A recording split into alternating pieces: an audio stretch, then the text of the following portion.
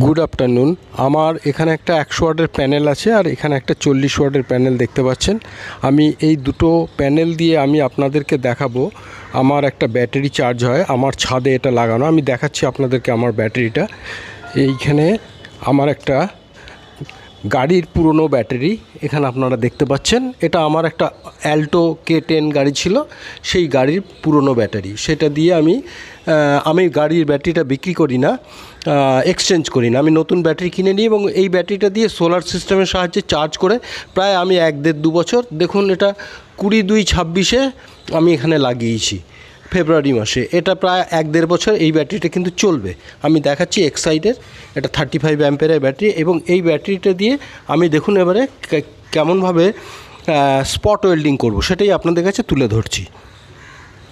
বাজারে এরকম দেখবেন 126P এরকম চায়না কিট স্পট ওয়েল্ডিংয়ের জন্য কিনতে পাওয়া যায়। আপনারা গেলে মার্কেটে গেলেই পেয়ে যাবেন। এইরকম অনেক রকমের কিট আছে, আমি এই কিটটা আপনাদের দেখাচ্ছি। এটা একটা ভিজিটিং কার্ডের বক্স, আপনারা বাজারে 1-2 টাকা বা আপনার বাড়িতেও থাকবে ছোট্ট প্লাস্টিকের বক্সে। আমি এটা খুলে দেখাচ্ছি। এর ভেতরে আমি এর আগে একটা শর্টসও দিয়েছিলাম, দেখুন বোর্ডটা আপনারা দেখতে পাচ্ছেন। এই বোর্ডটার ভেতরে 1, 2, 3, 4, 5টা মসফেট আছে। অনেকেই বলছে এটা দিয়ে নাকি কাজ করা যায় না। আমি কিন্তু যদিও প্রফেশনাল কাজ করি না, আমার লিথিয়াম ব্যাটারি আমার যখনই প্রয়োজন পড়ে বা ফসফেট ব্যাটারি স্পট ওয়েল্ডিং করার জন্য আমি এই সার্কিটটাই ব্যবহার করি। এবং আপনারা এটাকে 1, 2, 3, 4, 5 আমি আগেই শর্টসে দেখিয়ে দিয়েছি, আমার ইউটিউব চ্যানেলে গেলেই দেখতে পাবেন হবি ইলেকট্রনিক্সে।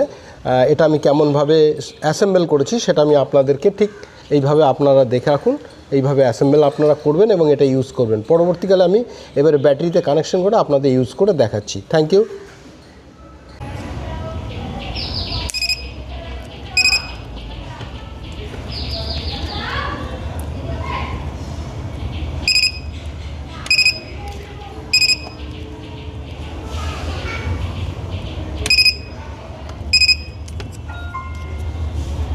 আর একটা করে স্পট মারছি।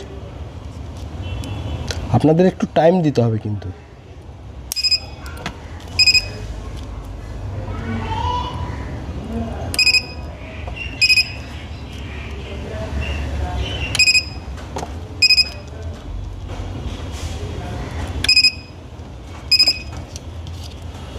তো মোটামুটি ভালোই ধরেছে, আমি দেখাচ্ছি আপনাদেরকে। আচ্ছা, এই পাশটা হয়ে গেল, এবারে পরবর্তী এ পাশটা।